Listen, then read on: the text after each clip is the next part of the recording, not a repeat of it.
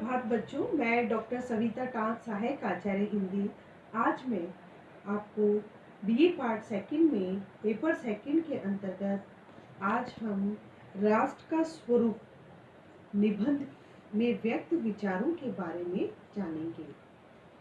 बच्चों, पहले भी पूर्व के जो मेरे व्याख्यान हुए हैं उसमें मैंने आपको पहले भी बताया है कि अपने सेकंड ईयर के पाठ्यक्रम में हमारी 3 पुस्तकें हैं, जिसमें नाटक, एकांकी और निबंध संग्रह है। उन्हीं निबंध संग्रह में मैं आपको तुलसी का सामाजिक जीवन मूल्य के बारे में बता चुकी हूँ, भारत एक के बारे में बता चुके हैं और बाल कृष्ण भट्ट साहित्य जन समूह के हृदय के बारे में हम बात कर चुके हैं। कवि कर्तव्य के बारे में हम लोग बात कर चुके हैं।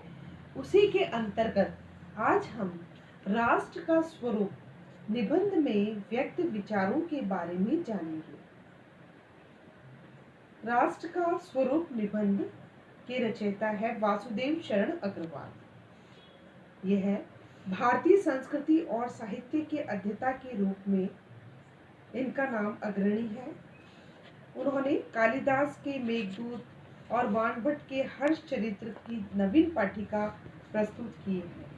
उनकी प्रमुख कृतियां इस प्रकार है: पूर्व ज्योति, कला और संस्कृति, कल्पवृक्ष, कादम्बरी, मलिक मोहम्मद जायसी के पद्मावत का संजीवनी भाष्य, पाणिनि कालीन भारत, पृथ्वीपुत्र, भारत की मौलिक एकता, भारत सावित्र आदि। भारत की मिट्टी, जलवायु और संस्कृति के कण कण से वह परिचित थी, इसलिए उन्होंने भारतीय संस्कृति और साहित्य के बारे में लिखा है। वह हिंदी की अमूल निधि है। उन्हें कई भाषाओं का ज्ञान था। साहित्य में उनकी गहरी रुचि है। इसका प्रमाण उनका ये निबंध है। आज जो बच्चों हम निबंध के बारे में जानेंगे वह है राष्ट्र का स्वरूप। राष्ट्र का स्वरूप शीर्षक निबंध वासुदेव शरण अग्रवाल का एक गंभीर एवं सांस्कृतिक निबंध है। इसमें उन्होंने राष्ट्र के स्वरूप की नई दृष्टि से परिभाषित करने का प्रयास किया है। उन्होंने राष्ट्र के प्रमुख 3 अवयव माने हैं: भूमि, जन और संस्कृति। भूमि उनकी दृष्टि में अपार संपदा का भंडार है तथा वह मनुष्य के लिए सब कुछ देने की क्षमता रखती है। पृथ्वी और आकाश के बीच फैली सारी संपदा मनुष्य के जीवन को सफल एवं सक्रिय सार्थक बनाने का कार्य करती है। पृथ्वी पर रहने वाला दूसरा अवयव है जन, जिसके हृदय में राष्ट्रीयता के अंकुरण उत्पन्न होते हैं। जन का प्रभाव अनंत है और वह धरती से अपना संबंध अपने श्रम की निष्ठा से करता है। यही निष्ठा राष्ट्रीय भावना का आधार व्यक्त करती है। तीसरा अवयव के बारे में जो हम जानेंगे वह है संस्कृति, जिसमें धरती और जन के संबंध। तीसरा अवयव संस्कृति, जिसमें धरती और जन के संबंध प्रतिबिंब व्यक्त होता है। बिना संस्कृति के किसी जन की कल्पना नहीं की जा सकती। मानव जीवन के वृक्ष का पुष्प संस्कृति है, जो जन जन के बीच समन्वय स्थापित करने में सहायक होती है। संस्कृति ही विभिन्न देशों के निवासियों के बीच तादात्म्य स्थापित करने का कार्य करती है। मनुष्य विश्व संस्कृति की ओर इसी ओर बढ़ता जा रहा है। मनुष्य ने जितनी भी प्रगति आज तक की है वह उसकी सांस्कृतिक उपलब्धि है। आज हम इस निबंध में इसी के बारे में जानेंगे बच्चों। अब मैं शुरू करती हूँ। राष्ट्र की अवधारणा में व्यक्त विचारों के बारे में विस्तार से जानेंगे। डॉक्टर वासुदेव शरण अग्रवाल हिंदी की मनीषी साहित्यकार थे। वह भारतीय संस्कृति और पुरातत्व के मर्मज्ञ विद्वान के रूप में प्रतिष्ठित हुए। वैदिक वाङ्मय, पुरातन ज्ञान, संस्कृति, कला और साहित्य के प्रख्यात विद्वान होते हुए भी आप निरंतर धरती से जुड़े रहे। आपके द्वारा लिखित निबंधों में उनका मौलिक चिंतन, गहन अध्ययन तथा सांस्कृतिक चेतना की स्पष्ट छाप दिखाई देती है। राष्ट्र के स्वरूप के निर्माण के लिए वासुदेव शरण अग्रवाल तीन अवयवों को महत्व देते हैं, जिनमें भूमि, जन और संस्कृति है। अब हम जानेंगे भूमि के बारे में। भूमि राष्ट्र निर्माण हेतु सबसे पहला आवश्यक तत्व भूमि को माना गया है। भूमि पे बसने वाले जन और उसकी संस्कृति से सम्मिलित होने से राष्ट्र का स्वरूप निर्मित होता है। भूमि अनंत काल से है और इसके संबंध में माना गया है कि इसका निर्माण देवों ने किया है। हर राष्ट्रवासी का पावन कर्तव्य है कि वह अपने राष्ट्र की भूमि के भौतिक स्वरूप, सौंदर्य और समृद्धि के प्रति जागरूक रहे। इसके लिए उसे अपने राष्ट्र की भूमि का भली भांति से परिचित होना चाहिए। वह अपनी भूमि से जुड़ा हुआ होना चाहिए।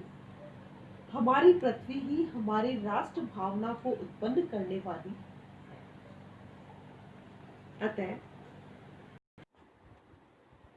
हर राष्ट्रवासी का पावन कर्तव्य यह है कि वह अपनी राष्ट्र की भूमि के भौतिक स्वरूप, सौंदर्य और समृद्धि के प्रति जागरूक रहे।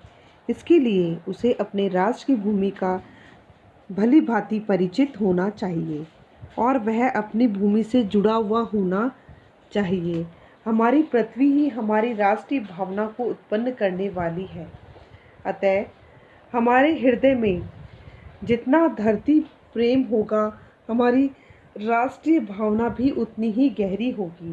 राष्ट्र के संबंध में हमारी अवधारणा भी उतनी ही मजबूत होगी।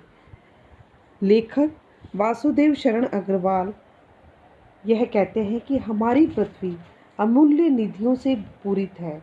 इसमें मूल्यवान तथा बहुमूल्य धातु की खानें तथा खनिज पदार्थ है, जो हमारी राष्ट्र की वैभवता का द्योतक है।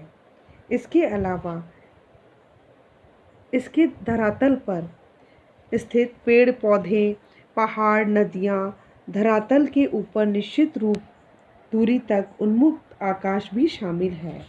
इस प्रकार वह धरती हमें हर समय पालती पोसती है। हम उसके प्रति बहुत ही कृतज्ञ हैं। इसी आधार पर लेखक ये कहते हैं कि राष्ट्रवासी का अपनी राष्ट्र की भूमि का अध्ययन जितना गहन होगा, उसे अपनी राष्ट्रभूमि में उतना ही अधिक प्रेम प्राप्त होगा। उसकी राष्ट्रीयता की जड़ें उतनी ही गहरी होगी। कहने का तात्पर्य यह है बच्चों, लेखक ये कहना चाहते हैं कि हमें राष्ट्र प्रेम होगा, तभी हम उसको अच्छी तरह से समझ सकेंगे। हमको हमारी भूमि से प्रेम होगा, तभी हम उसके बारे में जान सकेंगे। अगली जो विशेषता है वह है जन समूह। लेखक ये बताना चाहते हैं कि भूमि पर निवास करने वाले जन राष्ट्र का दूसरा आवश्यक तत्व है, क्योंकि इसके बिना राष्ट्र की कल्पना नहीं की जा सकती। यदि मनुष्य नहीं होंगे तो हम राष्ट्र की कल्पना किस प्रकार कर सकते हैं। इसलिए हमें जन समूह का होना अत्यंत आवश्यक है। जन के कारण ही राष्ट्र की अवधारणा संभव होती है और पृथ्वी माता कहलाने योग्य बनती है। इसलिए कहा जाता है, माता भूमि पुत्रोहे प्रथिया। यह कथन कोई ऊपरी सतह के आधार पर नहीं कहा गया है। इसका आधार चिंतन यही है कि क्योंकि माता और पुत्र में सहज संबंधों का होना स्वाभाविक है। यह प्रमाण भाव ही भूमि और जन को दृढ़ बनाता है। जन यह भाव अपने सशक्त रूप से जगाता है, तब दृढ़ भित्ति पर राष्ट्र का भवन तैयार होता है। अतः भूमि और जन में आपसी संबंधों की दृढ़ता एवं आदर्श राष्ट्र की अवधारणा को मजबूती प्रदान करने की क्षमता होनी चाहिए। भूमि पर निवास करने वाले जन का दायित्व द्विआयामी होता है। एक और वह अपनी भूमि माता के प्रति श्रद्धा और कर्तव्य से युक्त रहे, तो दूसरी ओर वह अपनी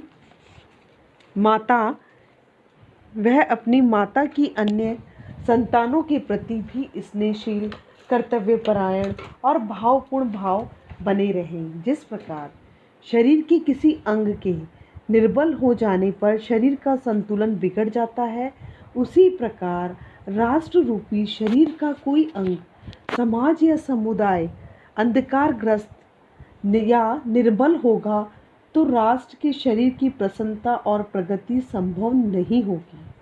अतः राष्ट्र के प्रत्येक अंग की हमें सुध लेनी चाहिए और समस्त राष्ट्र जागरण और प्रकृति की एक ऐसी उदार भावना से संचालित होना चाहिए, क्योंकि जन का सतैवाही जीवन नदी के प्रवाह की तरह है, जिसमें कर्म और श्रम के द्वारा उत्थान के अनेक घाटों का निर्माण किया जा सकता है।